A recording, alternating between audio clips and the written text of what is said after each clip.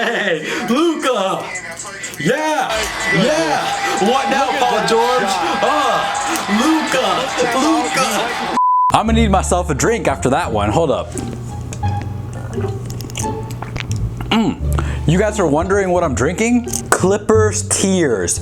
Clippers Tears. Rumor has it the majority of this cup was filled up by one player. Now, I don't want to give any spoilers on as to whose tears might have filled up this cup. However, if we look on the back, it says hashtag George Paul. So I don't know if that's an indicator or not, but Clippers Tears is what I'm drinking today.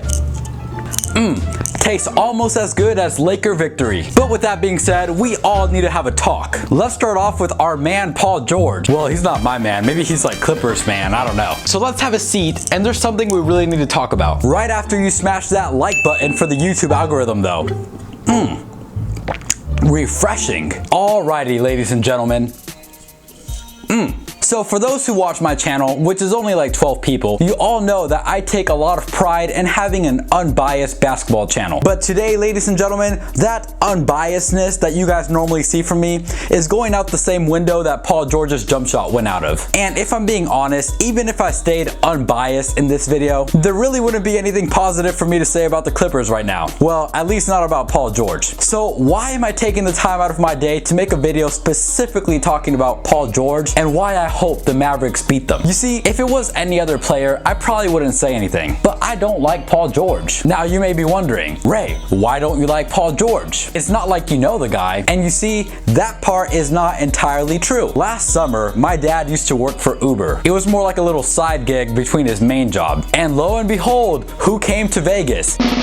Do you really want to take a guess on that one? Paul George. And ironically, my dad had to give Paul George an Uber ride. And I'm about to put Paul George's contract up on the screen, and I'm about to put his annual salary on the screen as well. Now that you've seen both of those images, want to take a guess how big of a tip Paul George gave my dad? 0. And here's the thing, I understand that a tip isn't required, but at the same time, if you're a tourist in the city, you're already gonna spend money. People don't go out of town, especially to Vegas, to not spend money. And if this was some ordinary middle-class citizen, then okay, whatever. But someone making more than $30 million a year, who's being driven by a middle-class citizen. On top of that, my dad said that Paul George didn't have the best attitude. But hey, I'm not one to judge. I'm just here to drink from my cup. Just as good as I remember it. Now, besides the personal vendetta, there's actually a lot more to this story on as to why I think the Mavericks might pull off the upset. The main reason does not even have to do with Luka Doncic. Obviously, Luka is a main reason, but I think the main reason has to do with Seth Curry. You guys might be wondering, Ray, what does Steph Curry's brother have anything to do with the Mavericks pulling off the win? Now, I just have a question for you guys. According to my YouTube analytics, more than 90% of my viewers are men, and the majority of you guys are within the ages of 25 to 55, which honestly took me by surprise, but okay, whatever, that's fine with me. So to all of you, I'm about to ask a question. Whether you have a wife, a girlfriend, or a daughter, and if you're not in the age bracket I just mentioned, this question still applies to you. How would you feel if another man disrespected your wife, daughter, or girlfriend? And by disrespected, this is what I mean. So let's use someone's imaginary wife as an example. If before you guys got together, her ex cheated on her and broke her heart. Now, you care about this woman, so obviously this woman being in a bad state of mind isn't gonna make you very happy, especially because another man betrayed her trust. Now, it might make you happy that his cheating on her is the reason why you guys are together, but if you really care about this woman, you're not gonna be happy that she got her heart broken, right? So that's when Seth Curry comes in. Seth Curry is married. Happy couple, happy for them. However, before Seth Curry married his wife, that woman was Paul George's girlfriend. And you might be able to see where this story is going. And Paul George allegedly cheated on this woman with a stripper. So if I'm Seth Curry and I'm facing off against the guy who broke my woman's heart, don't you think Seth Curry is gonna step his game up a tiny bit? And let me not speculate. I'm gonna let the stats do the talking. So let me pull up Seth Curry's stats right now. In the regular season, Seth Curry has been averaging 12 points. Now, in the past 3 games against the Clippers, Seth Curry has had 15, 22, and 15. If that's not enough to prove it to you, check out this video where Seth Curry called Paul George B-word, A-word in yesterday's game.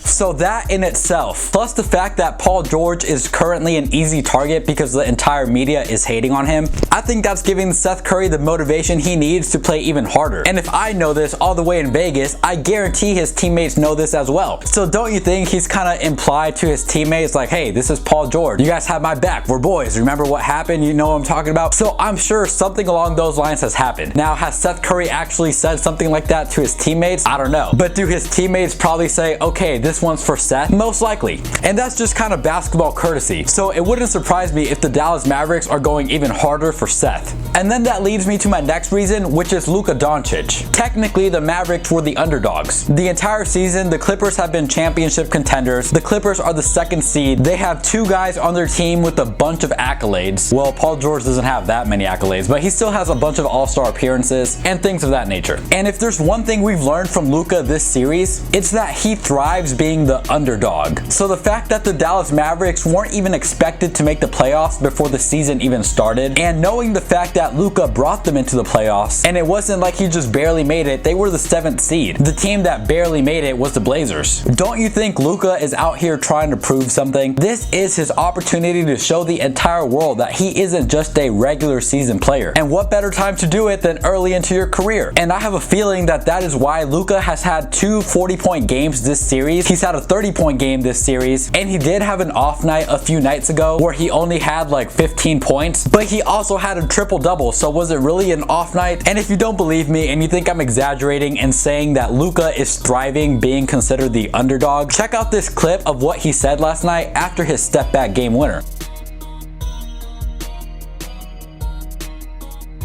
In case you couldn't read his lips, he said, "This is my sh."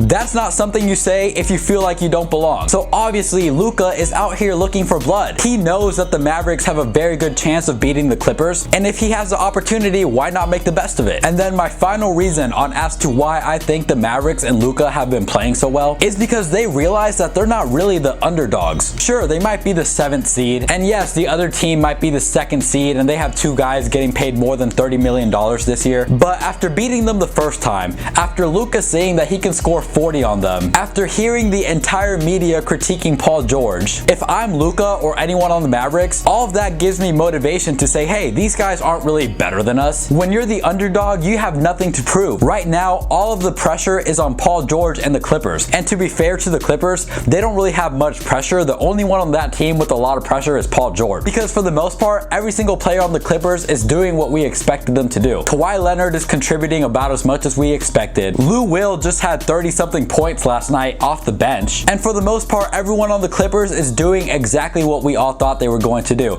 except one guy. And do I really need to say his name? So all in all, do I think the Mavericks are going to beat the Clippers in this series? My original prediction was Clippers in 6. And unfortunately, I'm going to stick to that prediction. However, as a Lakers fan, I would want nothing more than the Mavericks to upset the Clippers this series. Yes, I understand if the Mavericks beat the Clippers, that might mean that the Lakers have to face the Mavericks. I get it. But that would be an issue for some time in the future. And for now, it would just be a beautiful sight to see the 7th seed upset the 2nd seed in the first round. That's why you see LeBron posting all these tweets whenever Luka does good or whenever the Mavericks win. Us Laker fans, we're all thinking the same thing. Heck, I'm sure even the Bucks fans and the Toronto Raptors fans want the Dallas Mavericks to beat the Clippers, because let's say the Raptors or the Bucks make it out of the East, I'm sure they would much rather play the Mavericks in the finals than the Clippers, assuming Paul George plays how he played in the regular season. Anyway, please give this video a thumbs up for the YouTube algorithm. I know if the Clippers fans watch this video, they're gonna be pretty upset, so I'm getting ready for that. Cough, cough, star, and any other Clipper fan. But even though it sounded like I was hating on you guys, really, I'm only speaking the truth. So do what you want with that information. Anyway, comment your thoughts down below and hit that subscribe button if you're new. I'll see you guys tomorrow, 9 a.m. Pacific Standard Time. Thank you all for watching, and that's it. Go Mavericks! If you're still here, consider watching this other video I picked out for you down below. Please just watch it. I'm trying to get to 300 subs, so go watch that video. Let me know what y'all think. And hit the like button on that video too.